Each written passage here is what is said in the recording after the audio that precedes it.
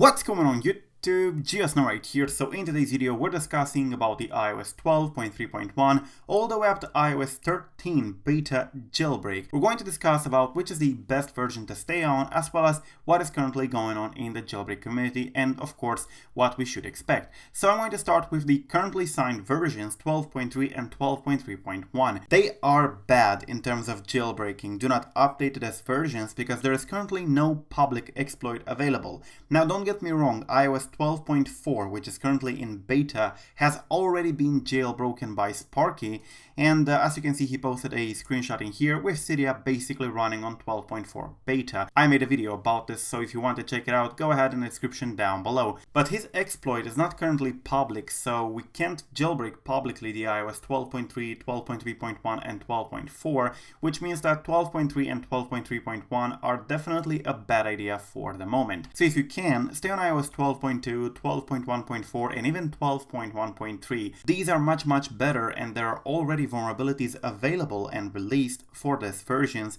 though no TFP0 kernel exploit. And by the way, TFP0 stands for kernel task port, and anybody who has it can basically read and write to the kernel memory and therefore apply the patches which are required in a jailbreak. So when you hear that a kernel exploit with TFP0 has been released for a specific version, you can know for sure that at that moment the jailbreak development will begin. Now iOS 13 is currently in beta. Sparky basically managed to jailbreak this one as well. It's only been released a week ago by Apple during the WWDC 2019, and just a few days ago Sparky managed to successfully do it with KTRR, which is basically look at the Desco. They managed to successfully jailbreak iOS 13 with Cydia. So as you can see in here, both iOS 13 and iOS 12.4, which are in beta, have been jailbroken with Cydia, which is very important because normally when you see jailbreak demos, you see a jailbreak which basically has a root access or SSH, and you can connect via terminal, and the terminal window is usually what you see in the tweets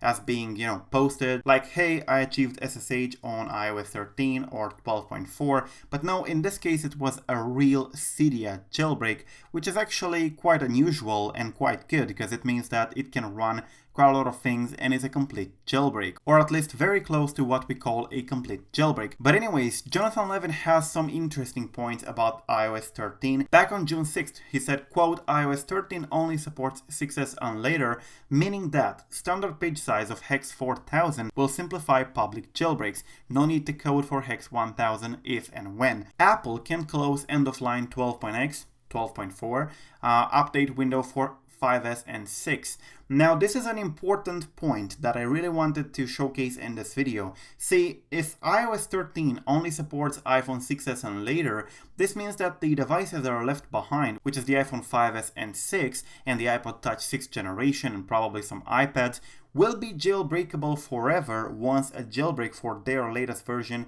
will be available. And then here he says, quote, 5s will remain the only KPP based device, all others will use KTRR. Now iPhone SE will also be KPP based. He missed it in this tweet in here, but it will also be KPP based. But yeah, what is the difference? KPP, KTRR, which one is easier to jailbreak? Well, KPP ones are usually easier to jailbreak if you want to bypass KPP.